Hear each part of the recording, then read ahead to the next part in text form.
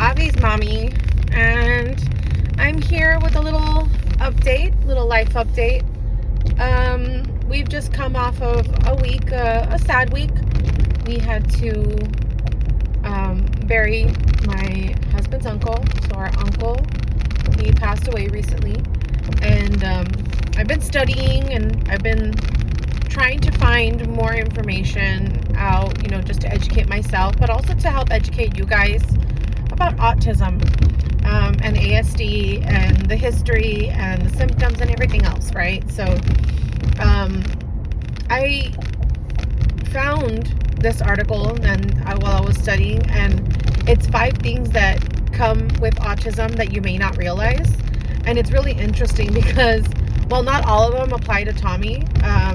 A lot of them do, and it's something that you really wouldn't think of, and it may or may not apply to your child or your person or even an adult with ASD, late diagnosis. But with Autism Awareness Month coming in this April, I'm gonna take these off because they have a glare. So yeah, the month of April is Autism Awareness Month, and there are some things that I think you should be aware of, especially if you have a child who may have been recently diagnosed and you're kind of like, what do I do? What do I look out for? Are there things that I should know about that maybe my pediatrician isn't educated on, or maybe the specialists aren't educated on? So I'm gonna fill you in. So here are 5 things that come with ASD or autism that you may not be aware of. So the first one I talked about in one of my recent videos, and it's the circadian rhythm. Now that, as we know, is our sleep cycle. Everybody has their own natural sleep cycle. Some of us require more sleep than others, but our bodies naturally know when it's daytime and when it's nighttime, when it's time to be awake and when it's time to go to sleep. So we have like this natural sleep pattern. Now, people with ASD or autism don't really have that. So their sleep cycles can be thrown off by overactive mind, by tics, by tremors or seizures.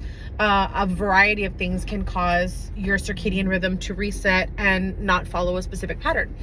Now, we talked about this because Avi recently had a sleepless week, and it was a tough week. And then last week, with our schedule being thrown off, in and out with family business, and our son not really getting the chance to be at home and be back in his sleep cycle, especially after coming back from Disney, we have to get back in that rhythm with him. So I think we're almost there.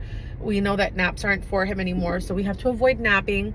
But circadian rhythm is one of those things that can impact a child or a person of ASD. Number 2, did you know that autistic or people with ASD have a higher chance of having some sort of seizures? And you may not even be aware that they're having a seizure. So not every seizure is as it shows up on TV, where like they're convulsing and foaming at the mouth. That's for dramatic effect. Sometimes there are these things called absent seizures, which is something that we thought, or we still think maybe Avi suffers from. But absent seizures are essentially where people like kind of stare out into the nothingness. And not every blank stare is a seizure, but essentially this blank stare, it comes with like kind of like a seizing of the body. The body tightens up a little bit, the jaw might tighten, and it could just be momentary, and it could be fleeting, or it could last a little bit longer than one would expect. So there's that. There are grand mal seizures, there's epileptic seizures, and then there's petit mal seizures, which are smaller, tremors or seizures that a body would have. Now, the reason I say that we think Avi might have these is because when we took him in for one of the many evaluations that he's had with Think Neurology, they said that they noticed that he was having these moments where he would stare off. And I had mentioned that he had regressive tendencies. So the things that he would learn, certain words that he would learn, or develop motor skills that he had, like self-feeding, they would dissipate. Something would happen and all of a sudden he wasn't using that word anymore, or he wasn't able to figure out how to hold a spoon or a fork. So they were thinking, well, maybe he would have, some kind of a absent seizure that was causing his brain to kind of reset these newly learned things. So that's two. So we have the circadian rhythm and we have seizures. Now, this doesn't apply to everybody, of course. So, that's why it's a spectrum. Not everybody has 100% all the time of everything. The third one, of course, is bowel issues. Now, I have a messed up bowels, and that could just be from my own, high anxiety or whatever. But children with autism can experience multiple bowel issues. IBS is one of the top ones. And IBS, of course, is irritable bowel syndrome. And irritable bowel syndrome, is like where you have issues digesting, or they trigger like you to have like bubble guts or diarrhea. And it's, it could be due to a lactose intolerance, a food allergy, a sensitivity to gluten, egg sensitivity, whatever it is. But IBS is a big one. The second one is constipation, severe constipation. So Avi, this one applies to Avi.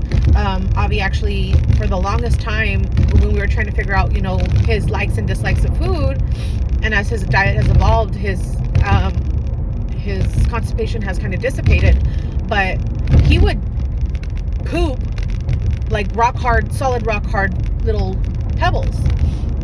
And you could tell it was really painful for him. And since birth, he always had like really bad stomach. He was very gassy. He was very colicky. But his bowels were always very, very hard, very, very stinky and dark. So we've kind of managed to incorporate a lot more fiber, fruits and veggies into his diet. So I think that's helped a lot.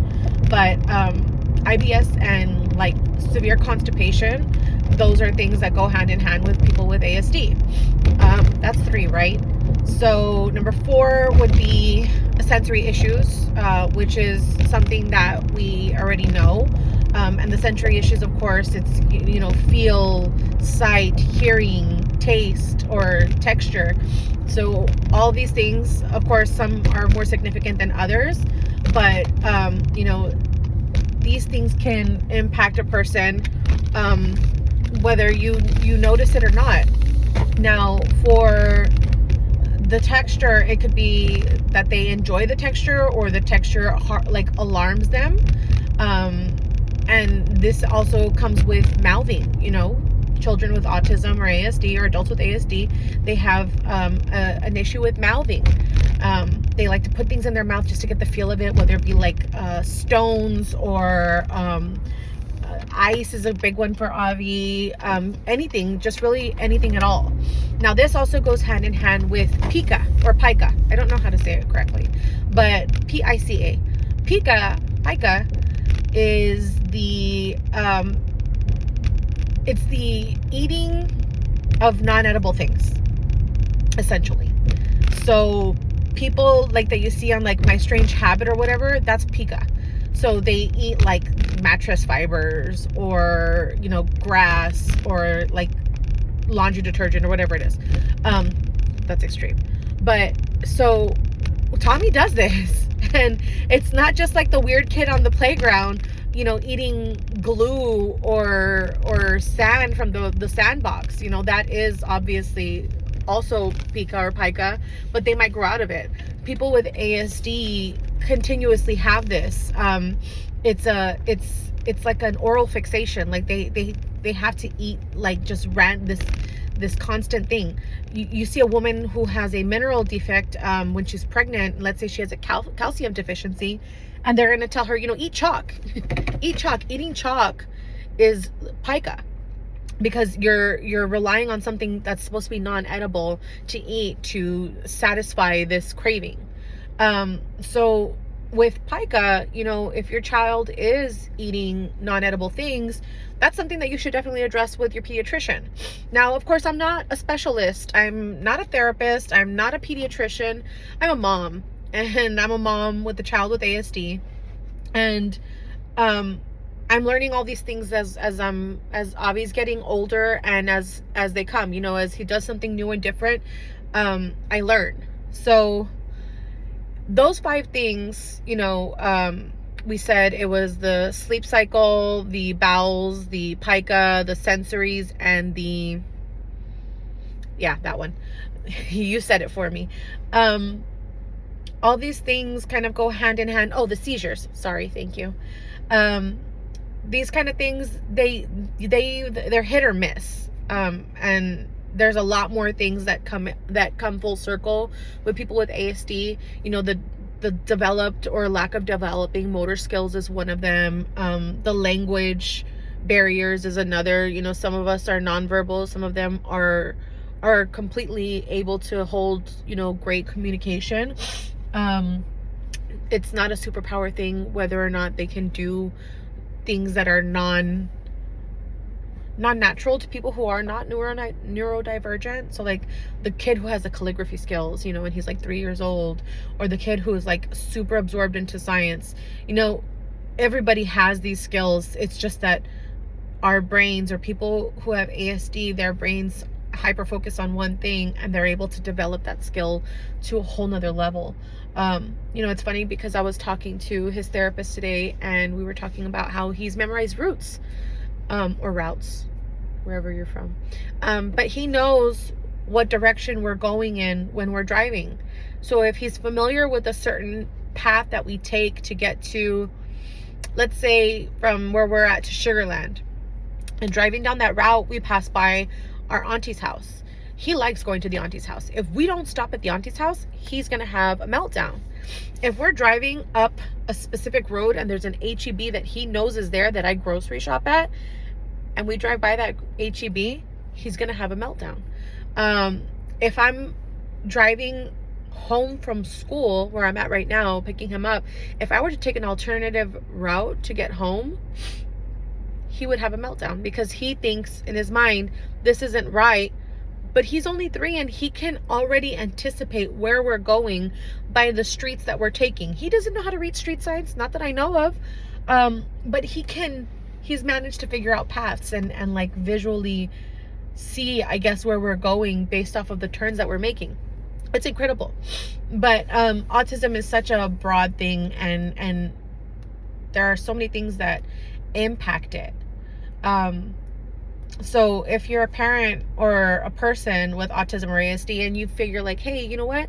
I do suffer from IBS, or I do have pica and I do like to eat the inside of my mattress. You should probably call your pediatrician or your doctor. Or you know what? My kid does have absent stares and I do feel like they have regressive language, or they're forgetting things that they've learned. That's another thing. When it comes down to that, I've mentioned that Avi he does have these absent moments and he's had these regressive tendencies. Now, for the diagnosis of him having seizures, we would have to do an EEG.